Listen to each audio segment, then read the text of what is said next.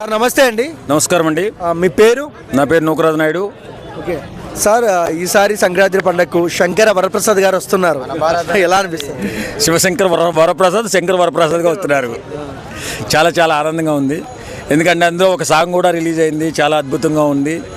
చిరంజీవి గారు మళ్ళీ తిరిగి ఒక నూతన చిత్రం అంటే ముందు మాకు ఎంత ఆనందంగా ఉందంటే ఆ సినిమాతో మళ్ళీ 20 సంవత్సరాల యువకుడులా కనబడుతున్నాడు. ఆ సినిమాలో చాలా అద్భుతమైన పర్ఫార్మెన్సు, ఆయన చలాకీతనం చూస్తుంటే ఆ సినిమా చాలా ఫన్నీగా కామెడీగా అద్భుతంగా ఉండేలా ఉంది. కొట్టబోతున్నాం సంక్రాంతి పండగకి ఓ అద్భుత విజయాన్ని. అంటే కొంతమంది ట్రోల్ చేస్తున్నారు, సాంగ్లో చాలా వయసు మీద పడ్డ ఆయనలా ఉన్నారు, సో లుక్స్ బాగాలేవు అంటున్నారు, దానికి ఏమంటారు? ఇప్పుడు గిట్టని వాడికి అలాగే కనిపిస్తాడు, ప్రేమించేవాడికి చాలా అద్భుతంగా కనిపిస్తాడు. ఇప్పుడు మనకి బాగా నచ్చిన మనిషి అయితే చాలా అందంగా కనపడతాడు, నచ్చని మనిషి దుర్మార్గుల్లా కనపడతాడు. కాబట్టి కొంతమంది వ్యతిరేకులు ఏం చేస్తారంటే అలా కనపడుతున్నాడు ఇలా కనపడుతున్నాడు శంకలు తీయడం ట్రోల్ చేయడం చేస్తుంటారు. కానీ ఆ వయసులో అలా కనపడడం కూడా ఒక వరమే.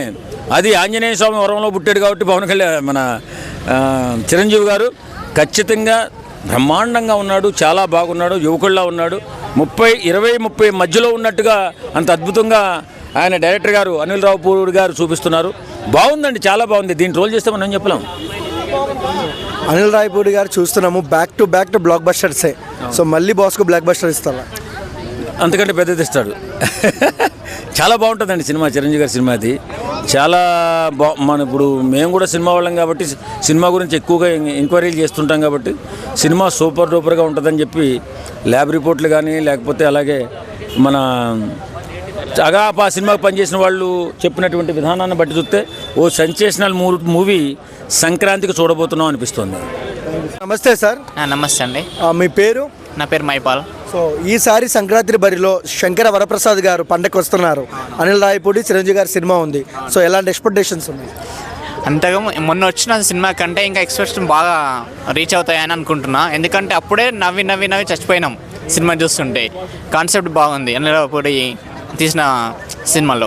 ఇప్పుడు ఇంకా బెస్ట్ పర్ఫార్మెన్స్ ఇవ్వబోతాడని, మంచి ఎట్టు కావాలని విధంగా కోరుకుంటున్నా. ఎందుకంటే చిరంజీవి గారు అంటే హై లెవెల్ టాప్ మొత్తం ఇండియాలోనే.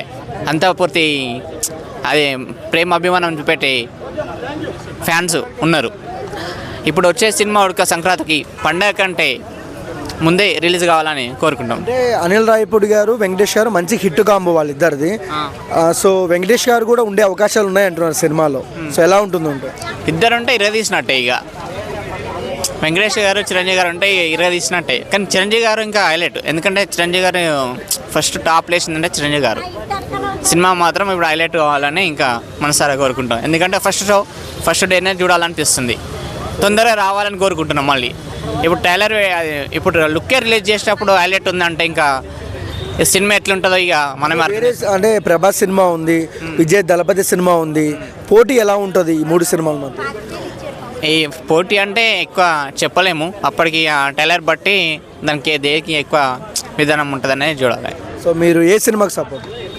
ఇక చెప్పలేము, ఎందుకంటే సినిమా ఇండస్ట్రీలో సపోర్ట్ ఎవరికి ఇస్తారు? సపోర్ట్ చెప్పద్దు, అదొకటి సస్పెన్స్, ఎవరిని